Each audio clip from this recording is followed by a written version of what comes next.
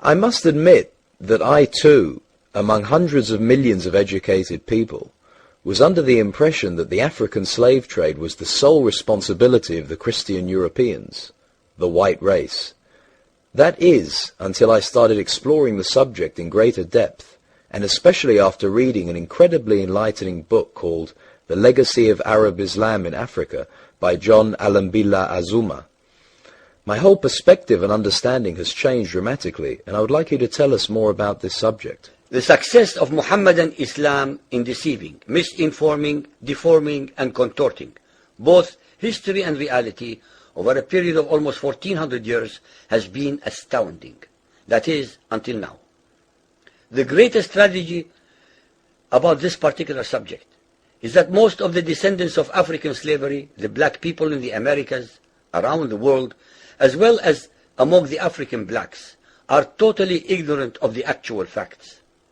Before we lose the concentration of our listeners, I would like to make the following statement and then prove it. That the worst, most inhumane and most diabolical institution of the black African slave trade was initiated, refined, perpetrated, and implemented by the Mohammedan Arabs and later aided and abetted by the black converts to Mohammedan Islam. I predict that, as usual, the two subcultures, those of denial of facts and of political correctness, will attack us without once disproving a single statement and or conclusion that we make. Slavery was not created by the white races, because it has existed throughout human history and practiced by every tribe, culture, civilization, racial group, and religion. In fact, the very word slavery has its root in the name Slav, based upon the Slavic peoples of Europe who were subjugated by other Europeans. It is not common knowledge that the Arabic word abd is synonymous with the meaning of slave. For example, Abdullah means literally the slave of Allah, and that in the language of the Arabs, all black peoples are called abid, plural, for slaves. While much has been written concerning the transatlantic slave trade, surprisingly little attention has been paid to the Islamic slave trade across the Sahara, the Red Sea, and the Indian Ocean. While the European involvement in the African transatlantic slave trade to the Americas lasted for just over 3 centuries, the Arab involvement in the African slave trade has lasted 14 centuries, and in some parts of the Mohammedan world is still continuing to this day. The birth of Mohammedan Islam and its conquests brought about the birth of institutionalized, systematized, and religiously sanctioned slave trade on a massive and global scale. In fact, the Quran allows the taking of slaves as booty or reward for wars of aggression against any and all unbelievers, most of the human population. This has led to an enormous number of so-called holy wars, jihad in Arabic. There was and is absolutely nothing holy about these wars, which are primarily to plunder, slaughter, rape, subjugate, and rob other human beings of their wealth, produce, freedom, and dignity. Mohammedan Muslim states and tribes attacked other non-Muslim groups to achieve these objectives. Although Islamic jurisprudence laid down regulations for the treatment of slaves, however, incredible and heinous abuses have occurred throughout the history of Mohammedan Islam. By the Middle Ages, the Arabic word abd was in general used to denote a black slave, while the word mamluk referred to a white slave. Ibn Khaldun, 1332 to 1406, the preeminent Islamic medieval historian and social thinker, wrote, "The Negro nations are, as a rule, submissive to slavery, because they have attributes that are quite similar to dumb animals." It should also be noted that black slaves were castrated based on the assumption that the blacks had an ungovernable sexual appetite. When the Fatimid Caliphate came to power in Egypt, they slaughtered all the tens of thousands of black military slaves and raised an entirely new slave army. Some of these slaves were conscripted into the army at age 10. From Persia to Egypt to Morocco, slave armies from 30,000 to up to 250,000 became commonplace. The Islamic slave trade took place across the Sahara Desert, from the coast of the Red Sea, and from East Africa across the Indian Ocean. The Trans-Sahara trade was conducted along 6 major slave routes. Just in the 19th century, for which we have more accurate records, 1.2 million slaves were brought across the Sahara into the Middle East, as well as a further 450,000 down the Red Sea and 442,000 from the East African coastal ports. That is a total of 2 million black slaves just in the 1800s. At least 8 million more were calculated to have died before reaching the Muslim slave markets.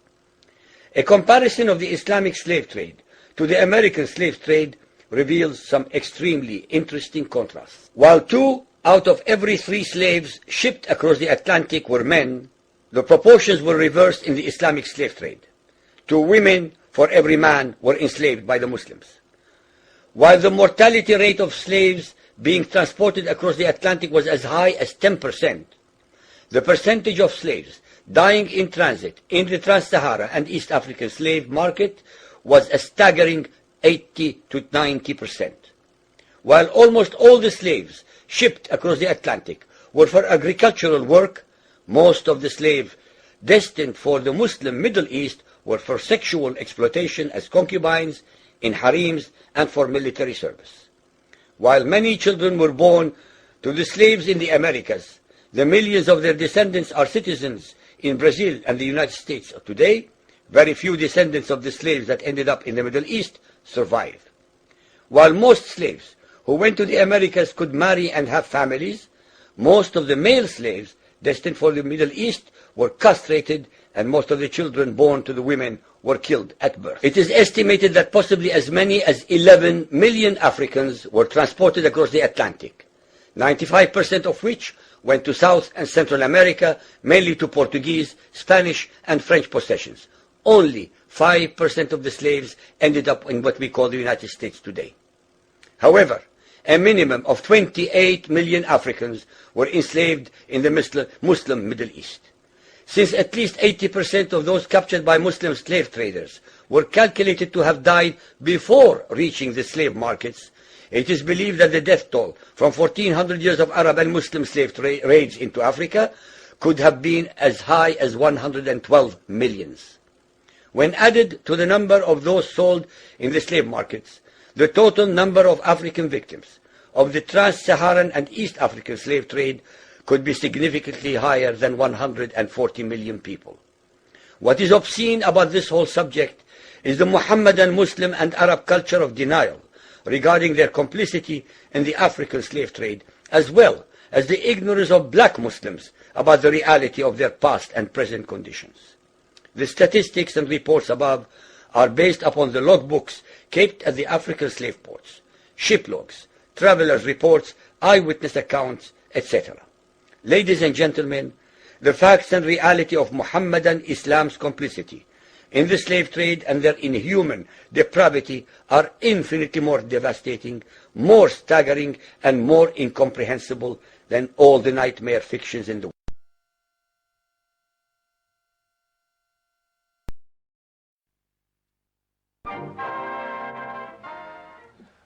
Från en smörsångare till en annan. Den som jag nu åsyftar här är Emil Ford. Han heter en sångare som underhåller oss på 60. It is a fact that the majority of the followers of Muhammad, over 1 billion of them, are illiterate in the Arabic language and hence must trust and depend on their mullahs to explain the Quran to them. Based upon your research of the subject, as well as upon your personal contacts with different Muhammadan nationalities, what are your conclusions? I must emphasize repeatedly that a believer will not be swayed by logic or facts, which would undermine his or her beliefs. They must be able to ignore as well as deny both reality and facts. My experiences, even with many of the highly educated Muhammadan Muslims, any and all my proofs are ignored without challenge. Nonetheless, let us share a few examples with our listeners. Sahih Bukhari Hadith 1.777 narrated by Abu Salama. In the morning of the 20th of Ramadan, the Prophet delivered a sermon saying, whoever has performed i'tikaf with me should continue it. I have been shown the night of Al-Qadr, but have forgotten its date. But it is in the odd nights of the last 10 nights. Sahih Muslim Hadith 2631, narrated by Abdullah ibn Unais. Allah Messenger said, I was shown Laylat al-Qadr, then I was made to forget it. Muhammad, the self-proclaimed greatest of all the other prophets, could not remember the date of the most momentous event in his life, the night of revelation of the first verse of the Quran. Since Muhammad could not even remember the date of a recent and extremely important event, and was not able to predict any future event, by what standard of logic could he be called a prophet? Sahih Muslim Hadith 328, narrated by Abu Hurairah. The Messenger of Allah said, I found myself in Hijr, and the Quraysh were asking me about my night journey. I was asked about things pertaining to Bayt al-Maqdis, Temple of Solomon, which I could not preserve in my mind. I forgot.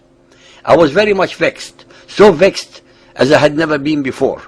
Once more does Muhammad admit to his fallible memory. Yet again, Muhammad could not remember another momentous event in his life. Muhammad forgot what the Temple of Solomon looked like, the very same that he had only visited a few hours earlier, and led prayers at the head of all the previous Hebrew prophets on his alleged miraculous night journey.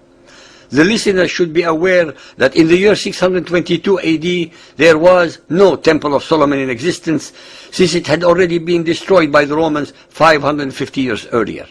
Muhammad was actually deliberately and mendaciously deceiving his gullible but believing followers. Sahih Bukhari Hadith 1.394, narrated by Abdullah. The Prophet turned his face to us and said, if there had been anything changed in the prayer, surely I would have informed you, but I'm a human being like you and liable to forget like you. So if I forget, remind me.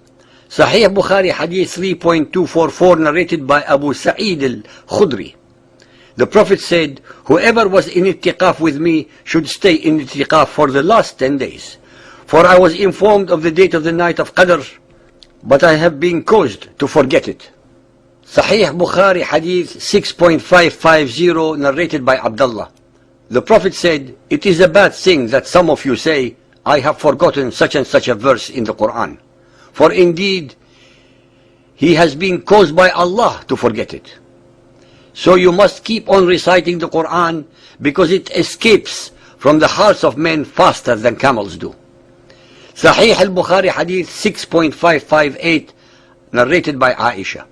Allah's Apostle heard a man reciting the Quran at night and said, may Allah bestow His mercy on him, as he has reminded me of such and such verses of and such surahs which I was caused to forget. Sahih Bukhari Hadith 6.559, narrated by Abdullah. The Prophet said, why does any one of the people say, I have forgotten such and such a verse in the Quran? He in fact is caused by Allah to forget. It was typical of Muhammad never to admit error or fault, but blame everything on outside agents such as Allah, Gabriel, Satan, Quraysh, Jews, etc. The followers of Muhammad at the present time walk perfectly in his footsteps by always denying any wrongdoing and blaming everything on others.